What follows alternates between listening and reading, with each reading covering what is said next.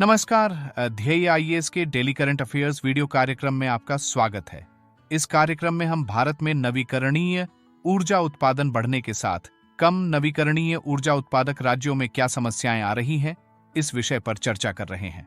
भारत का लक्ष्य 2030 तक 50% गैर जीवाश्म ऊर्जा उत्पादन क्षमता प्राप्त करना और 2070 तक शुद्ध शून्य उत्सर्जन प्राप्त करना है। परिणामतः देश तेजी से नवीकरणीय ऊर्जा को अपना रहा है और ऊर्जा संक्रमण यानी कि एनर्जी ट्रांजिशन की दिशा में आगे बढ़ रहा है। ध्यान देने वाली बात है कि भारत का एनर्जी ट्रांजिशन राज्यों की अक्षय ऊर्जा क्षमता पर निर्भर करता है, क्योंकि राज्य ऊर्जा प्रोडक्शन और डिस्ट्रीब्यूशन में महत्वपूर्ण भूमिका निभाते हैं। आइए समझते हैं कि रिन्यूएबल एनर्जी लक्ष्यों को प्राप्त करने में राज्यों का क्या महत्व है। यद्यपि केंद्र सरकार राष्ट्रीय उद्देश्यों को निर्धारित करती है, लेकिन राज्य इन नीतियों और कार्य योजनाओं को जमीनी स्तर पर क्रियान्वित करने के लिए जिम्मेदार हैं। अतः राष्ट्रीय महत्वाकांक्षाओं को व्यावहारिक परिणामों में बदलने के लिए राज्यों की सक्रिय भागीदारी महत्वपूर्ण है। राज्य उच्च बिजली वितरण नुकसान को कम करने, आपूर्ति की विश्वसनीयता बढ़ाने और सेवा की गुणवत्ता में सुधार करने में महत्वपूर्ण भूमिका निभाते हैं। ये कारक स्वच्छ ऊर्जा उत्पादन को बढ़ाने के लिए महत्वपूर्ण है। राज्य नवीन नीतियों और नवाचारों के लिए केंद्र के रूप में भी कार्य करते हैं। उदाहरण के लिए सौर ऊर्जा में गुजरात और राजस्थान जैसे राज्यों और पवन ऊर्जा में महाराष्ट्र और तमिलनाडु राज्यों द्वारा जैसी प्रारंभिक पहलों ने नवीकरणीय ऊर्जा को तेजी से अपनाने में महत्वपूर्ण योगदान दिया है। स्पष्ट है कि अक्षय ऊर्जा को अपनाने के लिए राज्य राष्ट्रीय नीतियों को तैयार करने के लिए मॉडल के रूप में काम करते हैं। जैसा कि आप जानते हैं कि विभिन्न राज्यों में सूर्य का प्रकाश, तीव्र पवनें और बायोमास की उपलब्धता का स्तर भिन्न भिन्न है। राज्य अक्षय ऊर्जा उत्पादन को बढ़ावा देने के लिए इन संसाधनों का उपयोग कर सकते हैं। साथ ही राज्य रूफटॉप सौर ऊर्जा और समुदाय आधारित परियोजनाओं के माध्यम से विकेंद्रीकृत नवीकरणीय ऊर्जा उत्पादन को बढ़ा सकते हैं। राज्य स्थानीय समुदायों, उद्योग और नागरिक समाज सहित विभिन्न हितधारकों की भागीदारी को प्रोत्साहित करते हैं।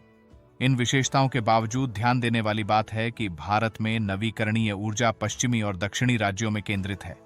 2023 में नवीकरणीय ऊर्जा उत्पादन में 90% से अधिक का योगदान केवल 8 राज्यों द्वारा किया गया था। आइए अब हम समझते हैं कि अल्प नवीकरणीय ऊर्जा उत्पादन और कोयला समृद्ध राज्यों में क्या चुनौतियां आ रही हैं।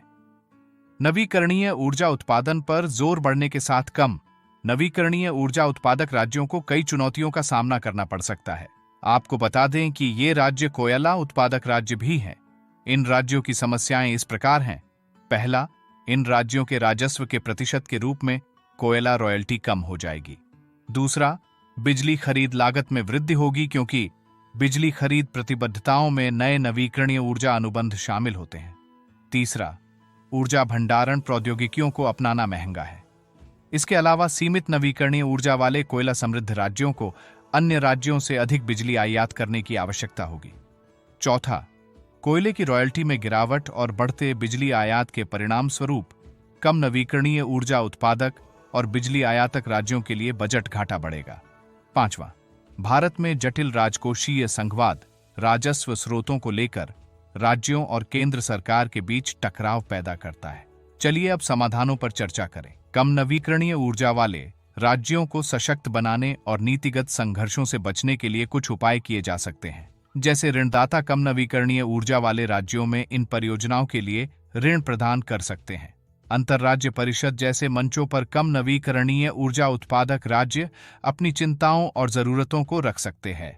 इसके अलावा वित्त आयोग इन राज्यों को वित्तीय संसाधनों को स्थानांतरित करने में महत्वपूर्ण भूमिका निभा सकता है, जिससे उन्हें ऊर्जा संक्रमण के परिणामस्वरूप बजट घाटे से निपटने में मदद मिल सकती है। ध्यान देना चाहिए कि हरित औद्योगिक अवसरों पर ऐतिहासिक रूप से संपन्न राज्यों का एकाधिकार न हो।